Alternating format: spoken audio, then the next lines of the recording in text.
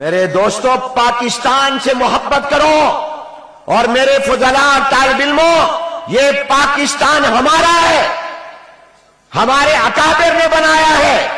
حکیم الامت مجدد الملت والدین حضرت مولانا محمد اشرف علی تھانوی رحمت اللہ علیہ، ان کے حلقے نے عملی طور پر پاکستان کے بنانے میں حصہ لیا ہے۔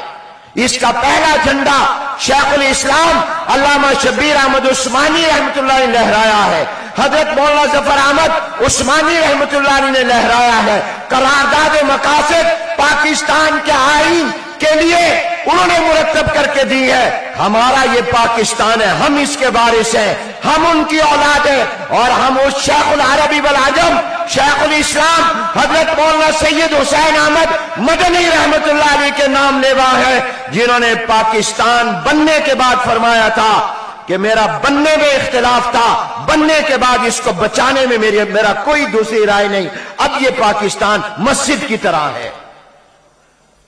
پہلے اختلاف ہو سکتا ہے کہ یہاں مسجد بناؤ یا نہ بناؤ، جب بن جائے تو اس مسجد کو آباد کرو، اس مسجد کی حفاظت کرو۔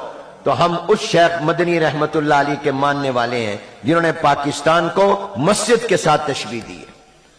اس لیے میرے دوستو، پاکستان میں جو دہشت گردی کی لہر آئی تھی تو حضرت دامت برکاتہم اور پاکستان کے جید علماء اور مفتیوں نے اور تمام مکاتب فکر نے اس فتوے پر دستخط کیے جو شیخ الاسلام نے اپنے قلم سے تحریر فرمایا کہ دہشت گردی کا اور قتل و غارت کا، خودکش حملوں اور بم دھماکوں کا پاکستان میں، اس ملک کے اندر، اس کا اسلام سے کوئی تعلق نہیں۔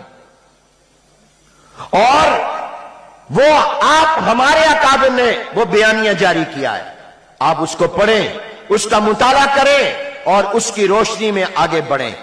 اس لیے آپ نے اسلام کا وکیل بھی بننا ہے اور پاکستان کا بھی بننا ہے۔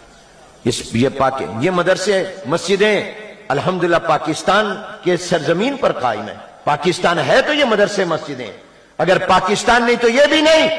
اس لیے میرے دوستو، پاکستان کے لیے دعا کیا کرو اور اس کے بھی وکیل بنو۔ اللہ تعالیٰ قبول فرمائے۔